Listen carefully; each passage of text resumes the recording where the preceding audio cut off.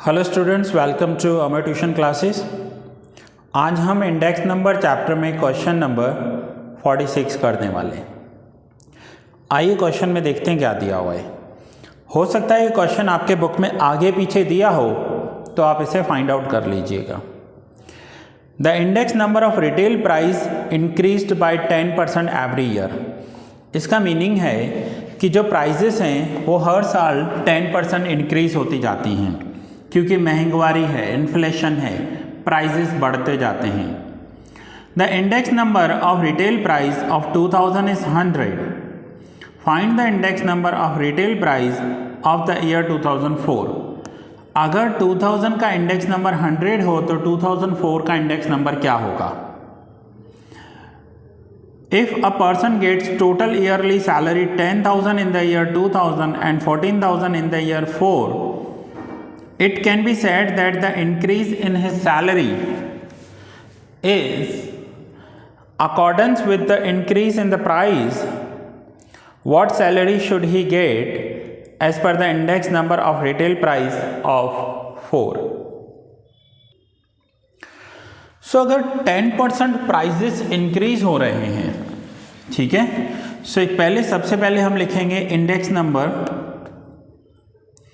Index number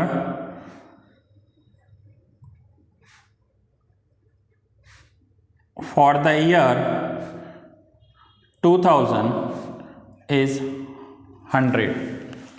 2000 year का index number जो है वो 100 है। अब अगर 10% इंक्रीज हो रहा है तो मैं यहां पर लिखूंगा प्लस 10%, तो 10 इंक्रीज हो जाएगा, ये होगा 110। तो ये हो जाएगा index number for the year, index number for the year 2001। फिर से 10% इंक्रीज हो रहा है, सो 110 का 10% होगा 11, ये हो जाएगा 121 और ये हो जाएगा for the year index number for the year 2002। फिर से 10% इंक्रीज होगा, सो 121 इंटू 10%, so 12.1, 133.1। तो ये लिखेंगे index number for the year 2003। फिर से करेंगे प्लस 10%,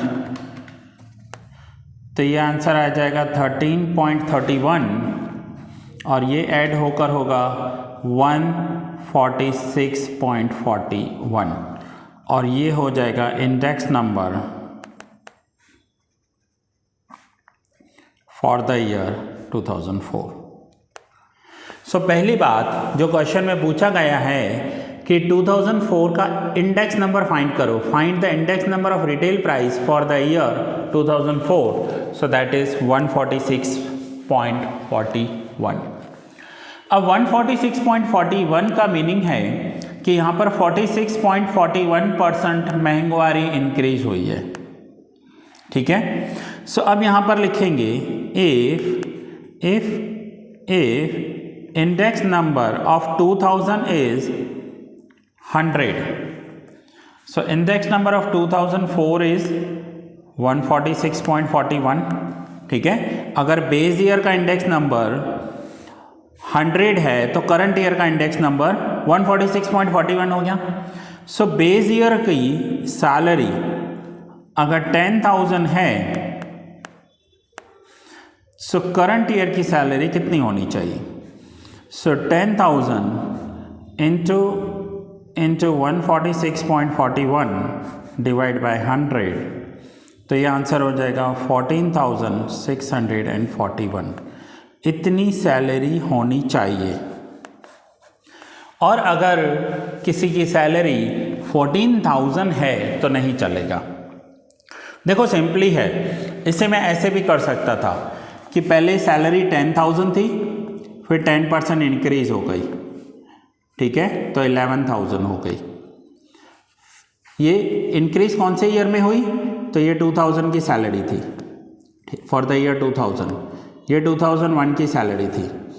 फिर से 10% इंक्रीज होगा तो ये होगा 12100, ये सैलरी हो गई 2002 की।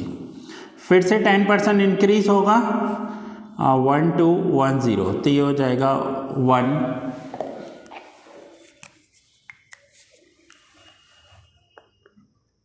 13310, ये हो गई 2003 की सैलरी, ठीक है। नाउ फिर से 10% इंक्रीज होगा 1331, तो ये हो जाएगा 14641, ये हो जाएगी 2004 की सैलरी। तो देखिए मैंने क्या किया, फॉर द ईयर सैलरी थी, फॉर द ईयर 2000 सैलरी थी 10,000 रुपीज़, 10% इंक्रीज हुई तो 2001 की सैलरी हो गई 11,000, फिर 10% इंक्रीज हुई 2002 की सैलरी हो गई 12,100, ऐसा करके 2004 की सैलरी हो गई 14,641, जो हमने यहाँ पर कैलकुलेट किया है। अब आप बोलोगे सर ये इजी था, हाँ भाई मैं एक्सेप्ट करता हूँ कि ये इजी था, बट यहाँ पर हमें इंडेक्स नंबर पूछा गया था कि index number for the year 2004 कितना है, तो वो है 146.41। और आंसर में भी देखिए आप दो आंसर दिए हुए हैं, एक इंडेक्स नंबर का आंसर दिया हुआ है, ठीक है, और दूसरा ये रुपीस में आंसर दिया हुआ है, इसलिए मैंने ऐसे किया, अदरवाइज मैं आपको सीधा करवाता। अब आ जाते हैं कंक्लूजन पर। तो कंक्लूजन में अगर किसी की salary for the year 2000 10,000 rupees था, तो 2004 में उसे 14,641 रुपीज़ चाहिए होंगे। अगर उसकी सैलरी 14,000 है, यहाँ पर जो दिया हुआ था 14,000 सैलरी है उसकी, तो नहीं चलेगा, 14,000 में उसके एक्सपेंसेस पूरे नहीं होंगे। सो ये पॉइंट हमने इस चैप्टर में सीखी। सो स्टूडेंट्स, इस चैप्टर के ऑलमोस्ट सम पूरे हो चुके हैं। इसके बाद भी अगर किसी स्टूडेंट की कोई रिक्वेस्ट आई तो मैं अलग से उस डाउट के लिए एक्स्ट्रा लेक्चर बनाऊंगा, अदरवाइज यहाँ तक आपका पूरा चैप्टर जो है वो कंप्लीट हो चुका है। अगर आपको लेक्चर्स अच्छे लगे हैं तो आप अपने फ्रेंड्स के साथ भी शेयर कीजिएगा।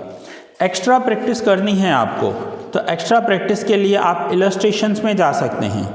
इलस्ट्रेशन में जो हमने टाइम रिवर्सल टेस्ट देखा, फैक्टर रिवर्सल टेस्ट देखा, एंड ये इलस्ट्रेशन 15 है, time reversal test, factor reversal test, और 16 इलस्ट्रेशन तो मैं ऑलरेडी आपको होमवर्क में दे चुका हूँ, ठीक है। एक्स्ट्रा प्रैक्टिस के लिए आप 14 करेंगे, 13 भी करेंगे, 12 भी बहुत अच्छा सम है, 11, इसमें से फ्यू सम्स में शायद पहले भी आपको दे चुका हूँ। सो एक्स्ट्रा प्रैक्टिस के लिए ये सब सम्स कीजिएगा। सो स्टूडेंट्स, ये लेक्चर मैं यहीं पूरा करता हूँ, मिलते हैं नेक्स्ट लेक्चर में।